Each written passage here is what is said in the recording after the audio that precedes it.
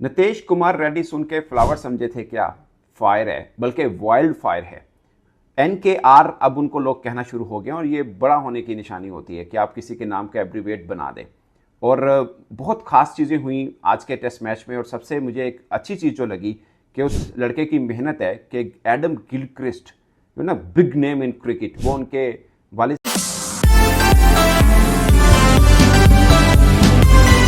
नीतीश कुमार रेड्डी सुन के फ्लावर समझे थे क्या? फायर है, बल्कि वाइल्ड फायर है। NKR अब उनको लोग कहना शुरू हो गए और ये बड़ा होने की निशानी होती है कि आप किसी के नाम का एब्रीवेट बना दें। और बहुत खास चीज़ें हुई आज के टेस्ट मैच में, और सबसे मुझे एक अच्छी चीज़ जो लगी कि उस लड़के की मेहनत है कि एडम गिलक्रिस्ट जो ना बिग नेम इन क्रिकेट, वो उनके वालिद साहब का इंटरव्यू कर रहे थे जब वो तमाशे में बैठे हुए थे। मुथियाला रेड्डी हैं शायद, सॉरी मैं नाम अगर गलत बोल दूं तो। एडम गिलक्रिस्ट उनका इंटरव्यू कर रहे थे और पूछ रहे थे इनकी जर्नी कैसे चली है। और मजे की बात, संजय मंजरेकर कल बल्कि 25 को उनका मैं एक इंटरव्यू देख रहा था, वो कह रहे थे कि नीतीश कुमार रेड्डी को इंडिया ड्रॉप करे, एक अच्छा स्पेशलिस्ट बैटर रखे या अच्छा स्पेशलिस्ट बॉलर रखे। मैंने कल जो व्लॉग किया था, जो लोगों ने देखा, मैंने दो बंदों के नाम लिए थे। एक मैंने ऋषभ पंत का नाम लिया था, एक नीतीश कुमार रेड्डी का नाम लिया था। मुझे लगा कि ये दोनों में से किसी एक की सेंचुरी आती है तो इंडिया का काफी संभाला होगा। और याद रखिए, कल तक लग रहा था कि इंडिया को फॉलो ऑन भी हो सकता है, मगर नीतीश कुमार रेड्डी ने जितनी जबरदस्त बैटिंग की है वो अपने आप में एक मिसाल है। और ऑस्ट्रेलिया खिलाड़ी ने भी उनको काफी अप्रिशिएट किया। मतलब मेलबर्न के अंदर इस पेस अटैक के सामने ऑस्ट्रेलिया के बैकयार्ड के अंदर आप इतनी आला इनिंग खेलते हैं, ये अपने आप में एक कमाल है। और ऋषभ पंत जिस अंदाज से आउट हुए थे, उसके ऊपर मैं सुनील गावस्कर साहब का वो देख रहा था, उन्होंने बोला 3 वर्ड बोले, 3 दफा एक वर्ड बोला, स्टूपिड स्टूपिड स्टूपिड। उन्होंने बोला कि ये आपकी नेचुरल गेम नहीं है जिस अंदाज से आप आउट हो गए। उसके लेग की तरफ मार रहे थे, एज हुआ, थर्ड मैन की तरफ कैच पकड़ा जो कि नाथन लाइन ने कैच पकड़ा, बॉलर थे स्कॉट बोलैंड।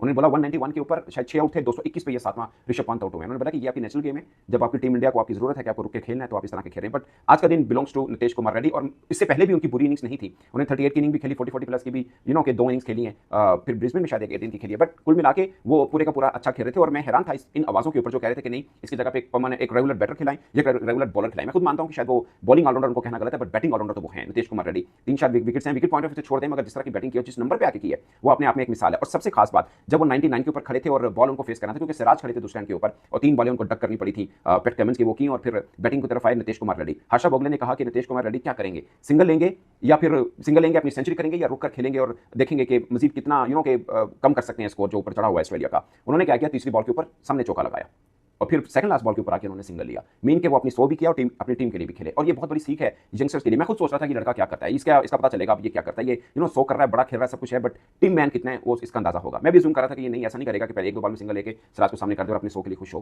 वो टीम के लिए कुछ ना कुछ करेगा। वही किया उसने।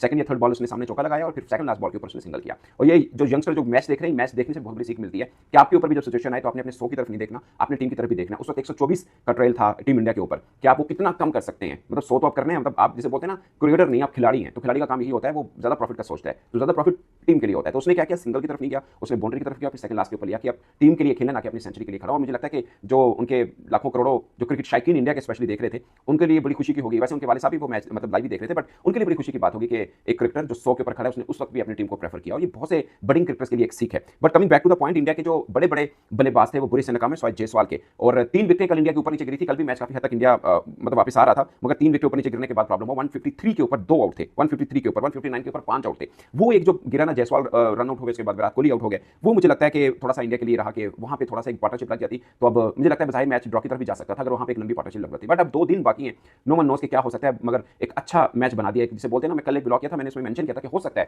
कि ये फॉलो ऑन की तरफ भी चला जाए जिस तरह से बॉलिंग चल रही थी कल ऑस्ट्रेलिया की, मगर फॉलो ऑन का छोड़िए, अब अच्छी फाइट बैक की और all credit goes to Nitish Kumar Reddy. और मैंने कल भी उनकी तारीफ की थी। मुझे लगता है कि अब इंडियन बॉलर्स के ऊपर है, सिर्फ बुमराह के ऊपर नहीं, उनके बॉलर्स के ऊपर भी है कि वो किस तरह से चौथे रोज को लेकर चलते हैं, क्योंकि चौथे रोज में तो ऑस्ट्रेलिया बैटिंग का पता चलेगा कि एक्चुअली इंडियन बॉलर्स का पता चलेगा कि वो किस हद तक ऑस्ट्रेलिया को रिटेन कर सकते हैं। But it's a test cricket, जहां पे एक अच्छा सेशन आपको मैच में वापस लेके आता है, जैसे नीतीश कुमार रेड्डी आपको लेके आए हैं। और अगेन उन्होंने आंसर किया अपनी बैटिंग पे। मुझे बड़ा डिसेंट लड़का लगा, जाहिर है कभी मिला नहीं हूं मैं उनको, फर्स्ट उनका मेडन शो है, मगर बहुत ही जबरदस्त किस्म का ये क्रिकेटर है। मुझे याद है जब पहला टेस्ट में ये खेला था, ऑस्ट्रेलिया प्रेजेंटर का मैं नाम भूल गया, ये चूंकि बॉलिंग ऑलराउंडर के तौर पर कंसिडर किए जा रहे थे, उन्होंने उस वक्त पूछा था